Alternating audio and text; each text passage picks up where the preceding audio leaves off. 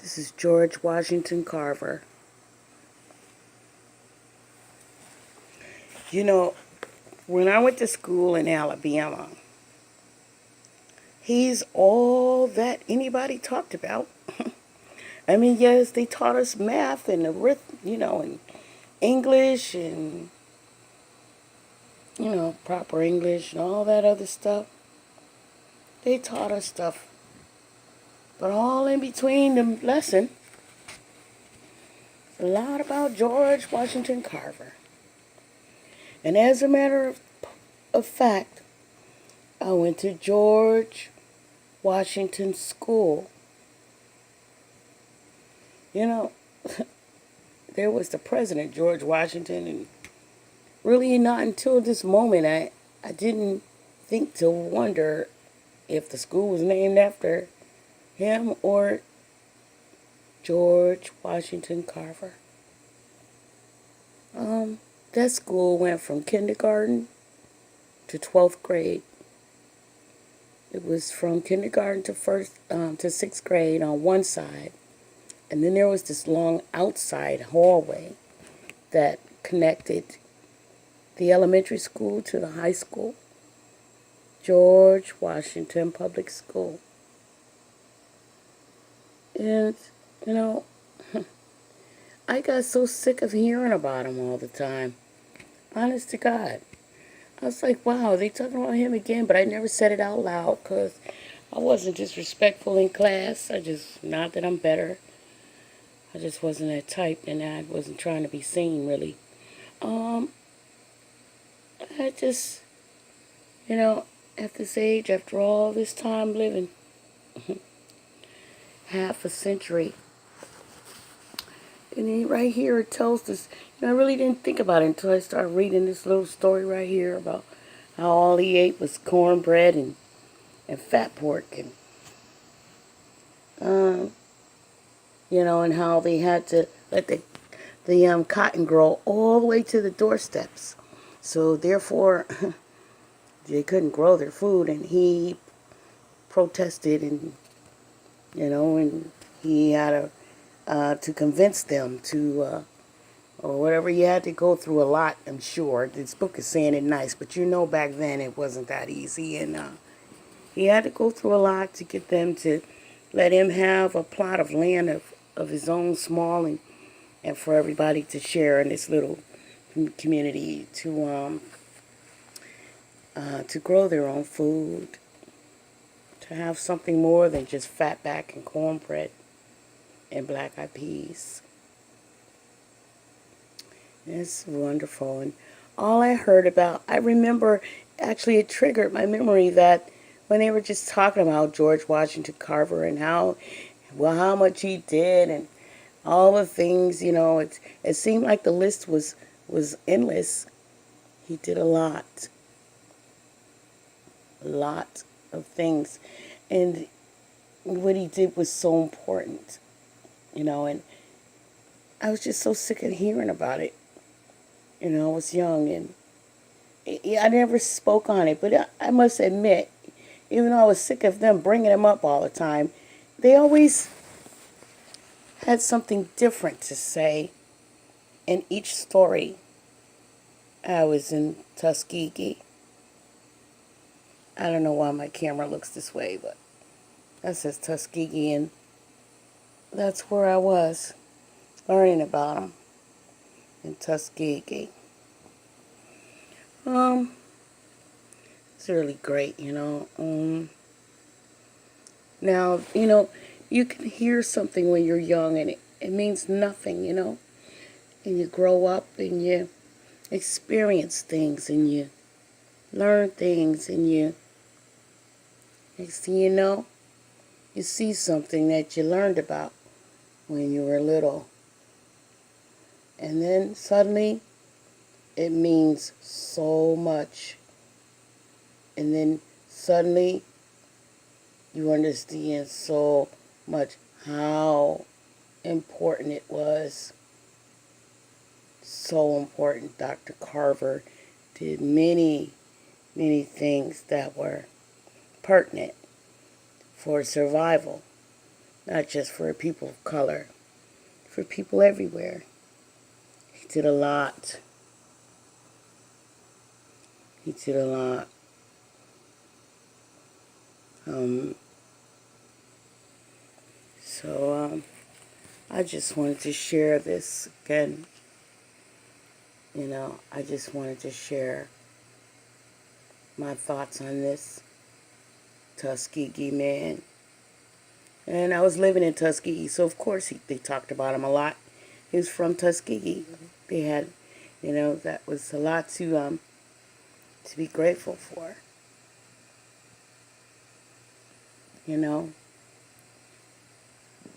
He has a lot of this is a recipe book, actually. And when I opened it, because I love cooking, and I haven't looked at a recipe book since, I'll be honest, maybe I was 20.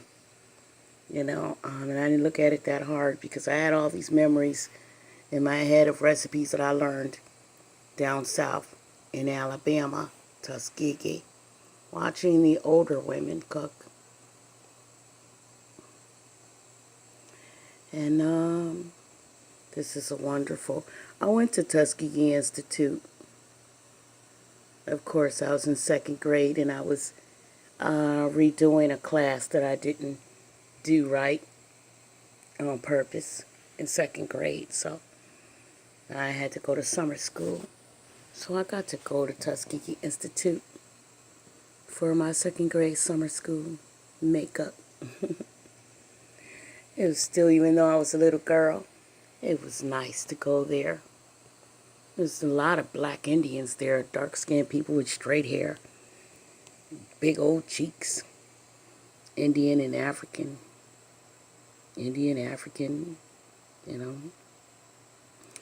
at Tuskegee Institute. It's a nice place. I didn't know they did recipes there. I sure didn't know about that.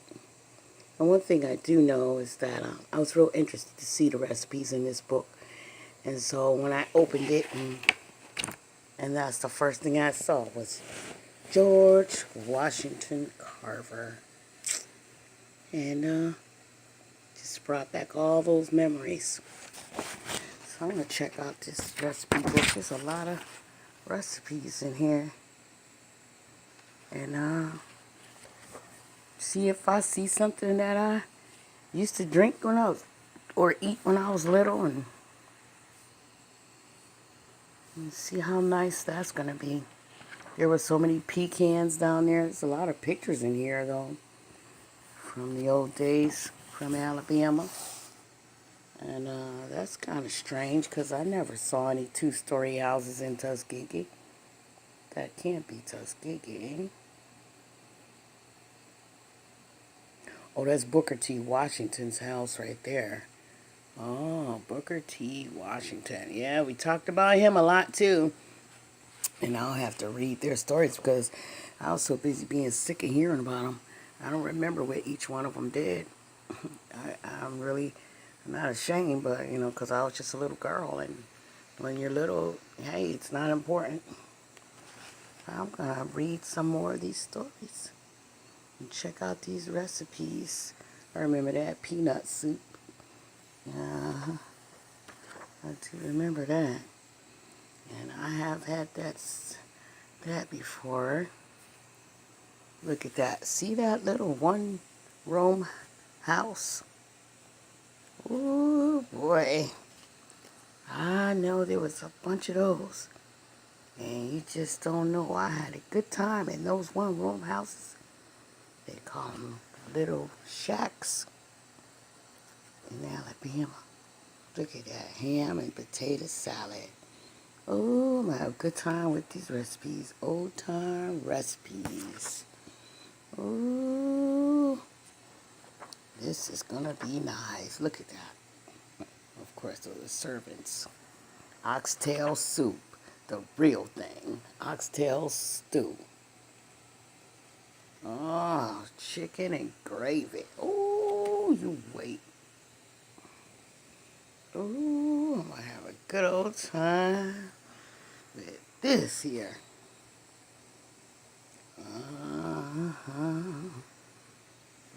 country fried chicken, spicy fried chicken. Louisiana. Oh yeah, Louisiana's right next to Alabama. Louisiana gumbo with seasoning. Oh, snap, crackle, and pop.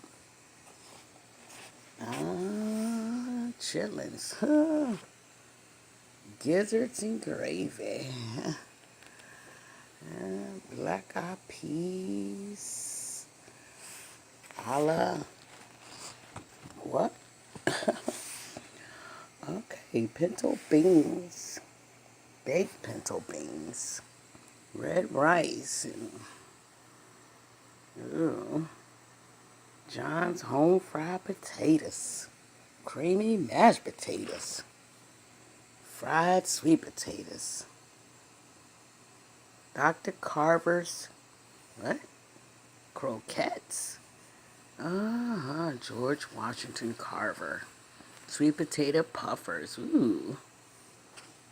Dr. Carver's sweet potato baked in ashes. Okay. Dr. Carver's baked sweet potatoes. Oh, they didn't have no stove, maybe. Candied yams. Ooh. Same recipe right there. Oh, I see something different on that recipe that I haven't tasted in no yams. Okay. Sweet potato casserole. Oh. Sweet potato apple pie bake. Twice baked sweet potato delight. Boy, oh boy, oh boy. Collard greens with cornmeal dumplings. Ooh, you know I'm going to have to try that. Turnip greens. Ooh, that's big down in Alabama. Turnip greens. My mother always had those. She has to mix hers, though, because they're kind of, Ooh, ham-flavored green beans. Now that I must have got from down there. I thought I made that up, because I sure was been making that. And that right there, my sister Devona, she loves those. And my kids, they love it when I make those ham-flavored green beans. Ooh, you won't even get nothing out of that pot if you don't get yours. That pot will be empty. Okra, corn, tomato. There go grandma's recipe. Okra, corn, and tomatoes. That's some good stuff right there. I